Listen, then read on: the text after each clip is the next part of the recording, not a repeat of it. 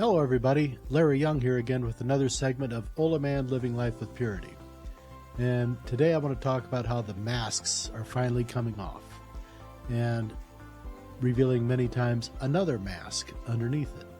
So what am I talking about? Well, if anyone's been following these podcasts for the last year or so, they know that I talked about, and I still talk about, that you need to know who you are. Now, there's a lot of people out there that thought they knew who they were, and they were making great declarations about who they were and what they stood for. And now, all of a sudden, since November 5th has come and gone, they've all changed. Well, many of them have, and many of them are still on their way. Now, I'm talking about the folks over on the left-hand side of the thinking box. I'm not saying that they're bad people. I'm just saying that they've got some messed up notions. And they've got some bad ideas that aren't good for the rest of the body of people that we have in this country or around the world. They're just not good for the development of humankind. And these are things when they want to promote ideas that go against the natural law that God has given us with man and woman.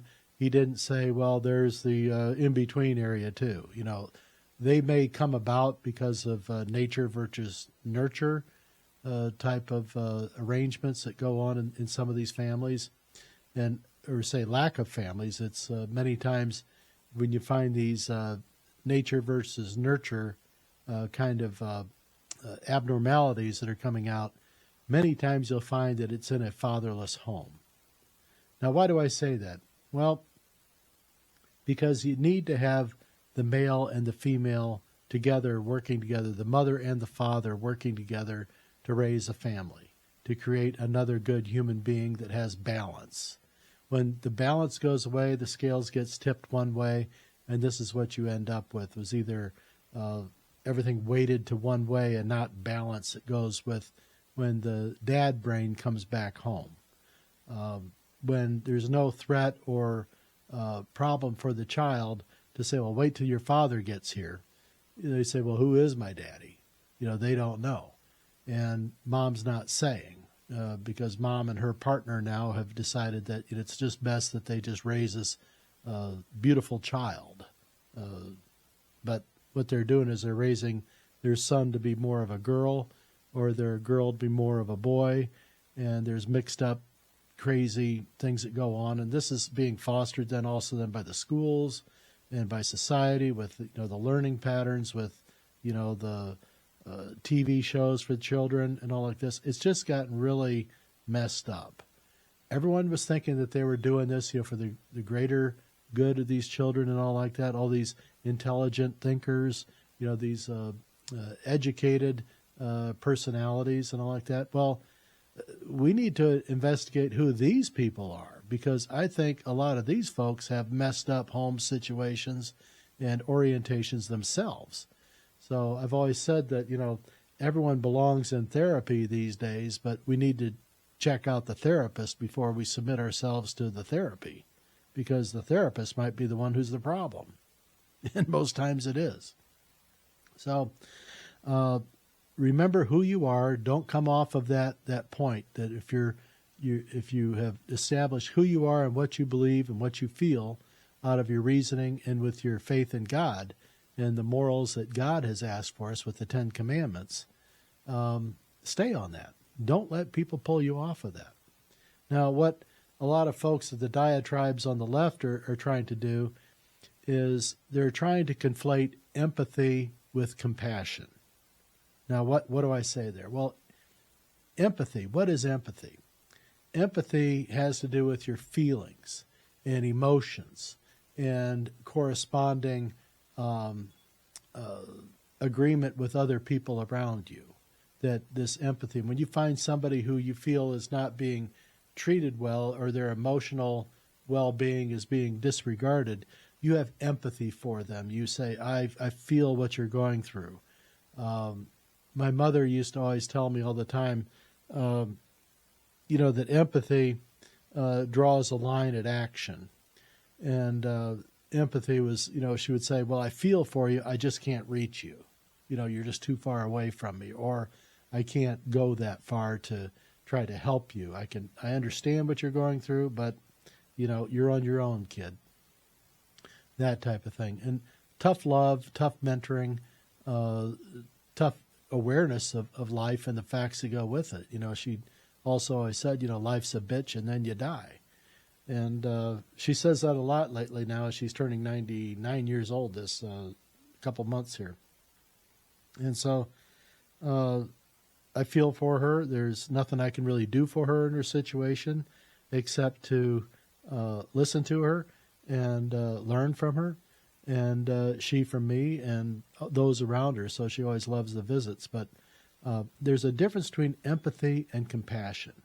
And the difference is that empathy is about the feelings. Compassion is about actions.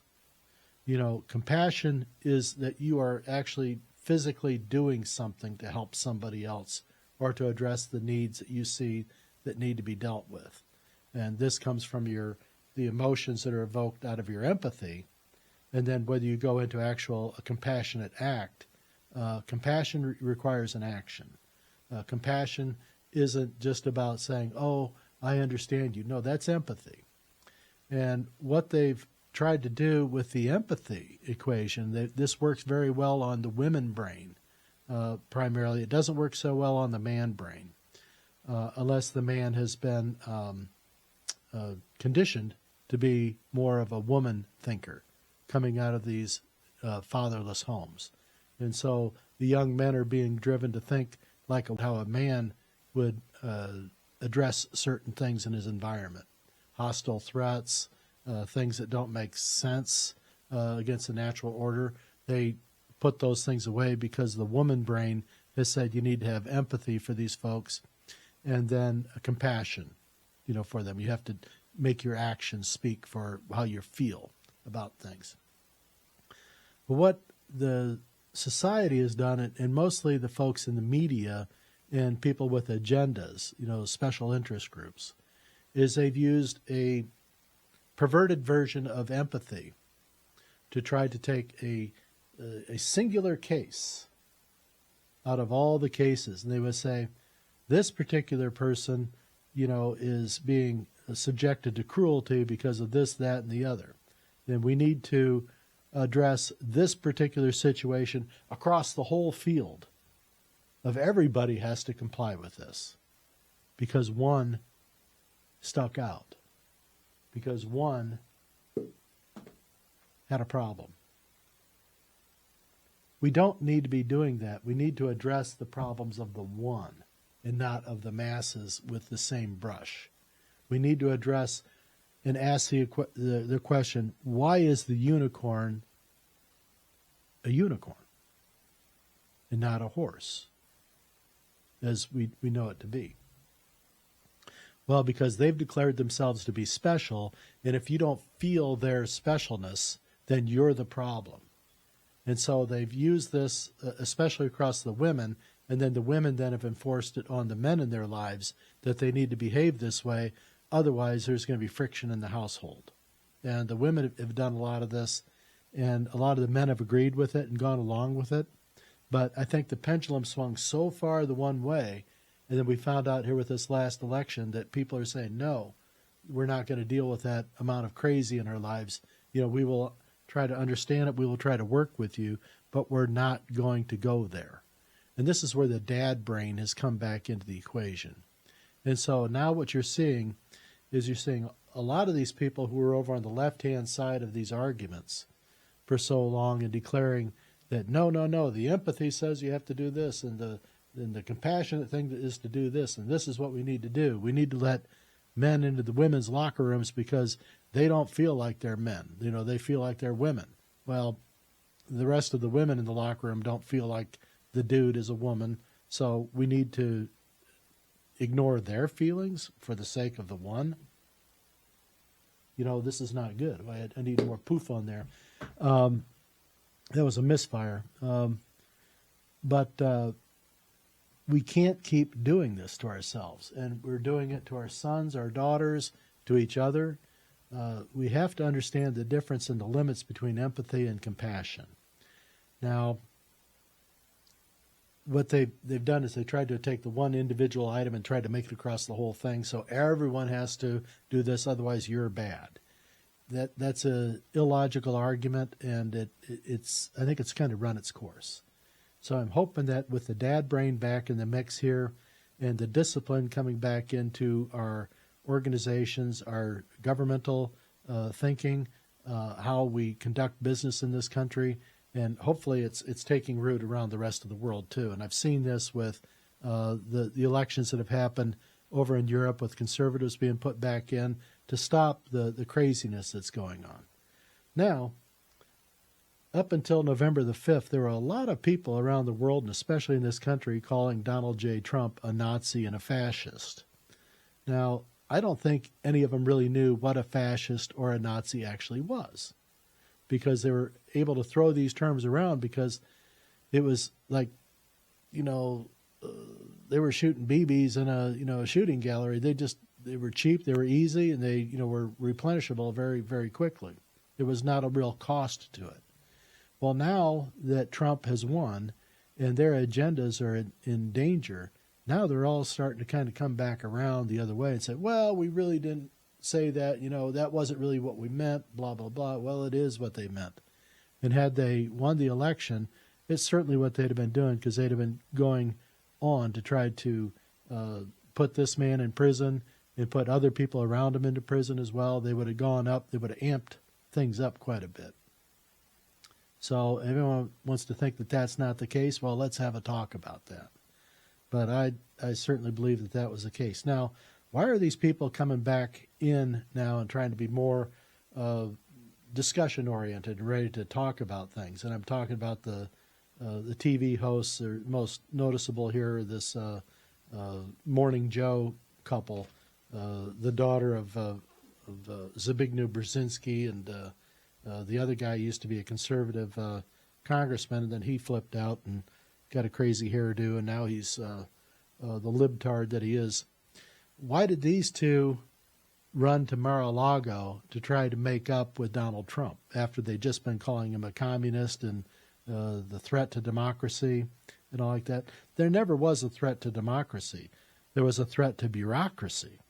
And this is what the people on the left are realizing right now, because now we're going to have Elon Musk and Vivek Ramaswamy coming in and looking for waste in our government. And they're going to find it. They don't have to look hard to find it.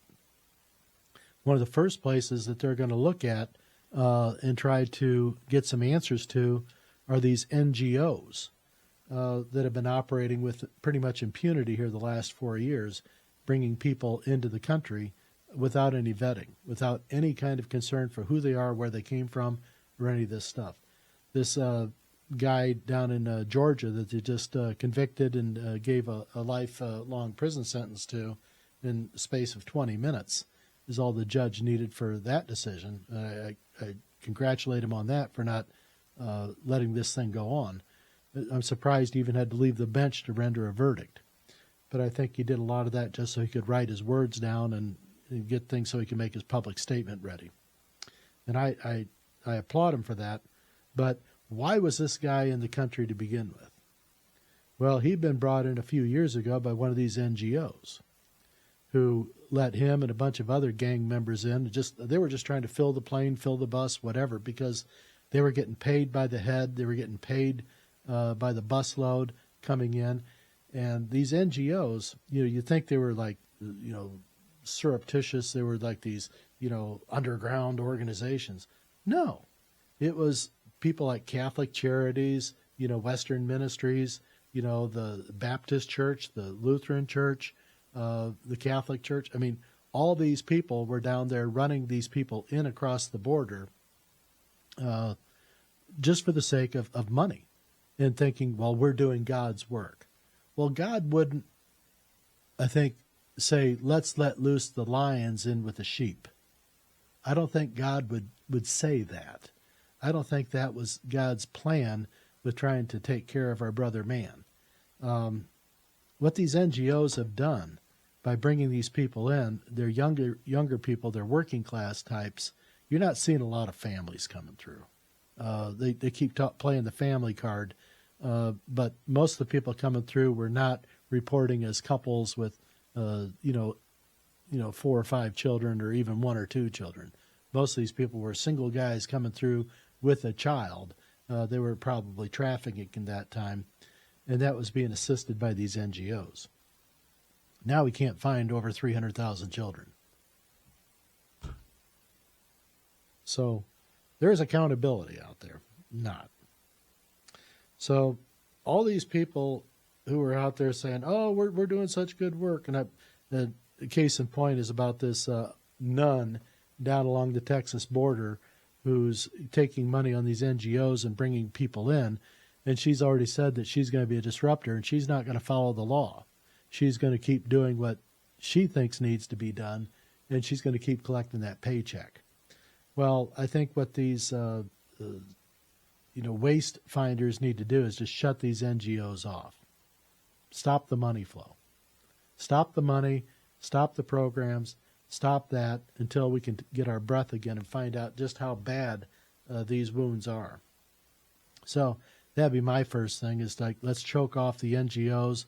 Let's not be sending another $9 billion to Catholic charities who won't tell us where the money went, how they spent it.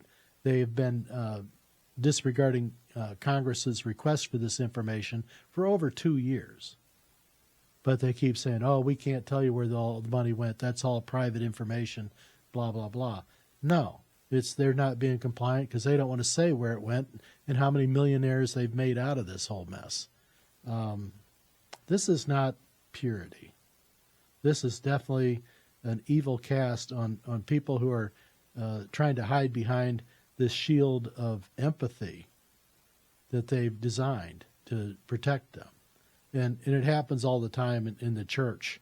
I would say something that says, well, you're being disruptive. We don't need you doing this. You're disruptive to the community, and you're hurting the church. Well, maybe the church needs to be hurt. The church needs to be kicked in the shins so it'll bend down back over and reel on here, and it's not just their head up in the clouds. And, we do this just out of a sense of obligation and duty, and all the churches do it. I mean, whether you're everyday, everybody's welcome church like you have in the great non-denominational types of things, well, you cut the money off to those things, and boy, people start to squeak a little bit when their attendance goes down and the coffers aren't being filled up and these big arenas need to be paid for. At some time, the luster goes, and there goes the money with it. Well, this is problematic because they will change their tune in order to get people back in and to get the coffers filled up again. And we've got situations going on right now. I know in this time of year, here in the Fort Wayne South Bend Diocese, they started the bishop's appeal again. Now, this is kind of a troubling spot because this bishop's appeal was started by Bishop John Darcy back in the early 2000s. Darcy at that time declared very openly and very vociferously, and that means he used a lot of words and he spoke very loudly. So he was very vocal about this. He said, this is a one-time thing. It's never going to happen again. I need you to dig down into your pockets. I'll never be back to do this again. This is a one-time thing, one and done. And this was the statement that he made, and gave assurances to everyone in this diocese. If you dig down deep right now, I'm never going to ask you again for more money like this. Well, it was successful. And people, I remember, like my aunts and uncles and my parents, dug down into their savings and took out large chunks of money to give to the bishop's appeal, to try to help the diocese out because there was trouble with the priest abuses and the lawsuits and things like that. There was escalating costs that were going on. They wanted to keep their programs going. They wanted to expand things. All the needs, as Dr. Zeus would say, not necessarily the requirements, but the needs. Everyone wanted something. And Darcy declared that this was going to be a one-time thing. Well, that was a lie. And it's been going on every year. And now Bishop Rhodes has, dutifully, he's been keeping it going since 2010 when he got here. This was all a lie. And it's become part of the crack that these bishops are needing right now. They can't fund these things on their own. They won't take the money out of the NGO, who just got $9 billion. So maybe they should get in line with the U.S. government, which they probably already are. But we got to quit lying and misrepresenting what it is that we're about and what we're doing, because people don't know who you are. And this is one of the reasons that young people aren't running to the church pews anymore. There's some, and a lot of people want to point to those, these empathy rangers. They want to say, oh, we got beautiful young children in here. Well, that's, 3% of your total. The rest of the 97% have walked away, and they're saying, I don't believe it because these folks have been lying to me all my life. They've been misrepresenting the facts.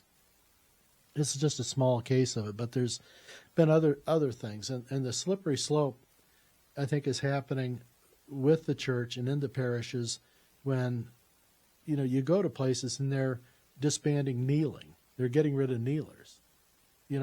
What the hell? What are we thinking?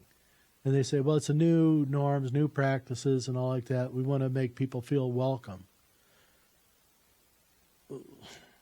I don't see how asking people not to kneel is going to make them feel any more welcome.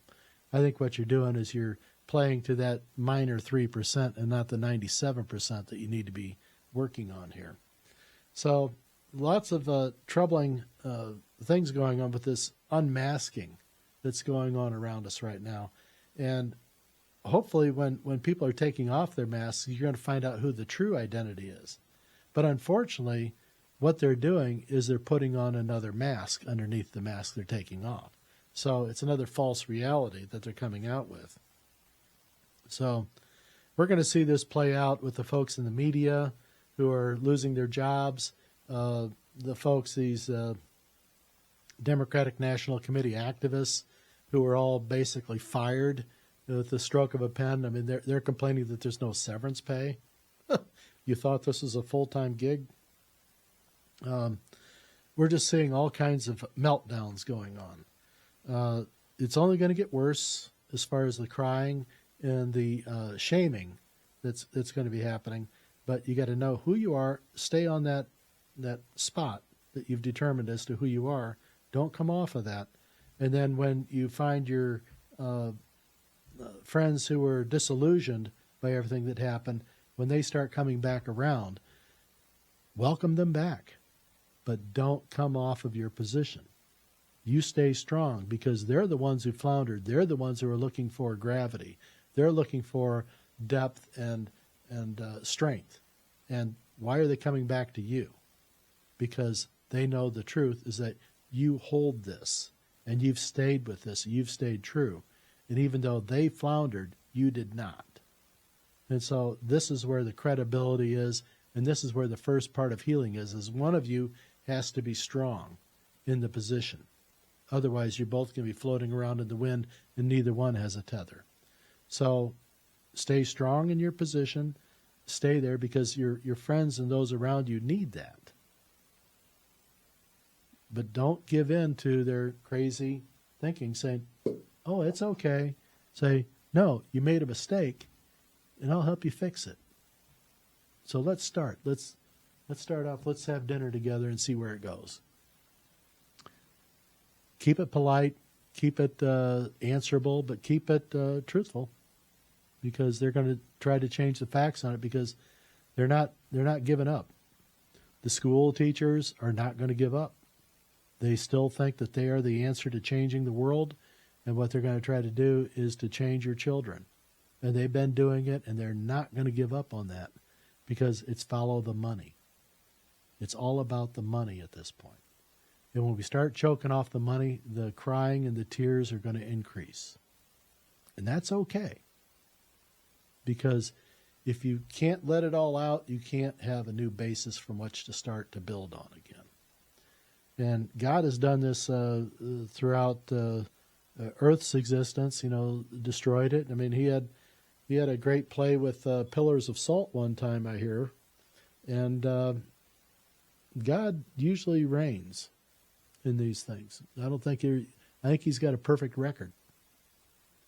We're the ones who have the losses in our column. So pay attention to what's going on in the streets. Be careful about the holidays coming up. Try to stay away from the politics if you can. It's going to come up. But make sure you know who you are and say, look, we need to have discipline in our world again. Things are falling apart. We're really close to World War III. I think it's just a matter of weeks, if not sooner, that there's going to be some sort of escalation that's going to take us right into the pits here. They want to do this before Trump gets office. I think that the deep state wants to get us into a war, or at least a troubling situation, in order to cripple Trump's administration coming in. And it helps ensure their positions, because they think that they'd be more stable with their positions, their jobs, their money-making schemes if there's trouble and conflict in the world, which they're right, because that's how they make money. They make money off the chaos and the bomb building and the cleanup afterward. So they're very thoughtless people. They're very, very selfish people. They don't build anything. They only create things to destroy and to tear things apart. They let other people do the building because it's not in them to do that. And we've talked about this before. God is goodness. God creates. God builds. The devil destroys. The devil tries to tear things down. And you can't build down. You can only build up. And this is where God's beauty and the purity in our lives comes about, is when we build things up for other people to be a part of and to share with them. Then is when your empathy and your compassion comes together. You can see a need over here. You can say, well, look, we have to work on this. We have to fix this. We have to address this issue. We have a lone unicorn over here. We can't treat the whole group like they're unicorns, because this is the individual right here. Let's fix this kid. Let's take care of that. Let's see what's going on in there. But you don't let a 10-year-old decide, their life's destiny or who they're going to be and things like that, just, based on a whim. Otherwise they'd all be purple dinosaurs from the last generation. Okay, enough of that. I'm going to get off of this stump here a little bit, but I'd like to get some feedback. If anyone's got any questions or rebuttals, I'd like to hear about it. I'm not against the church at all. I just think the damn thing needs fixing. It's totally broken. Our church is messed up. We've got a pope in there right now that is questionable as far as being legit. I think there was a coup that was enacted and taken out against Benedict XVI. I've talked about that before. This pope and his administration is looking for the one world order. He wants a globalist situation, no borders, but he has no skin in the game. He has nothing to lose. It's he wants to basically take the position that pro-abortionists want to take. Young people that want to say, you can't control my body. If I want to, have an abortion, it's my right to have an abortion. I can get pregnant and have abortions. I want to have sex with no consequences. And this is a pope that wants to have a church with no consequences and no work. And a world that way. It doesn't work that way. And God didn't plan it that way, and we shouldn't let other people change God's work, God's intended plan for us. We need to stay with that. And but anyway, think about that a little bit. Answer back. We're going to continue this discussion because this is a growing story that's happening. But my concern is about purity. And, there's decisions to be made, there's actions to be taken, but we need to make sure there's purity at the heart of these things and not some sort of crazy reaction to help the one at the expense of the many. So in the meantime, think about this, and in the meantime, when I come back, we'll talk more about this. Hopefully Alex gets in here. He's had some things going on with some travel schedules, and we're going to try to get him back in here. But in the meantime, I love you, and I'll be back.